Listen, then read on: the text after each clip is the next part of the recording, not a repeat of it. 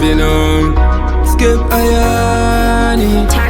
Ndapiga taxi papiti royal music, ndabata maiki ndashaura ndatenda msiki kushonda digitire foshoro kana piki vane moyo yakasiba vatengere wakukamanisi ya msango muno yakawandisa msungo mune shimba dzinoto wane nyoka dzinoruma zuva rakuswedera kudzima mashingaire kundisi ya msango muno yakawandisa msungo mune shimba dzinoto wane nyoka dzinoruma zuva rakuswedera kufuma vanenge vachiti ameno zvako nenda wega wakasimba fanikazi wacheneka atisiye maritimu achienda ega tingamaspaisa kana kumaise shuka vachati hoyo auya uyo mwana wemutema ndiri kubva kumatenhere musango kunofima chinangwa chiri chimwe chete chekufambisa ndima kuchidzira moto kuti usakukamanisiya msango muno yakawandisa msungo mune shumba dzinoto wane nyoka dzinoruma zuva rakuswedera kudzima mashingaire kundisiya msango muno yakawandisa msungo mune shumba dzinoto wane nyoka dzinoruma zuva rakuswedera kufima sango ramandisiya harina kureruka ndanzwa hasha pandapepuka ndazvona kuti imi hamuchambocheuka saka kwamuri mufunge ndakatoka ndimi manditsveta musango rine shumba dzenzara dzaita makore makawanda dzisina chadzadya dzandikomba funge dzinofunga kundiparadza saka mhere yangu rega indiridze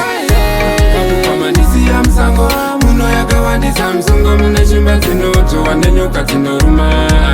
zuva rakuswedera kudzima mashingaire kundisiya msango muno yakawandisa msungo mune shumba dzinoto wane nyoka dzinoruma zuva rakuswedera kufuma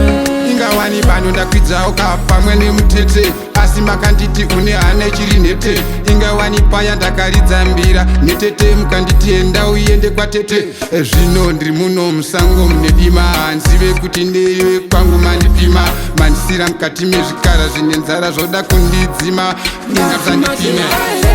wakukamanisiya msango muno yakawandisa msungo mune shumba dzinoto wane nyoka dzinoruma zuva rakuswedera kudzima mashingaire kundisiya msango muno yakawandisa msungo mune shumba dzinoto wane nyoka dzinoruma zuva rakuswedera kufuma ndapiga taxi papiti royal music, ndabata maiki ndashaura ndatenda msiki kushanda dikitire foshoro kana piki vane moyo yakasiba vatengere apiki nekuti pasvika matunza makuru ane chiki original moyo chirandu kwete feki netare ndara ndakatambidzwa tekiteki well it's a man from Manica them should know say well I say big up skip iron out of Manica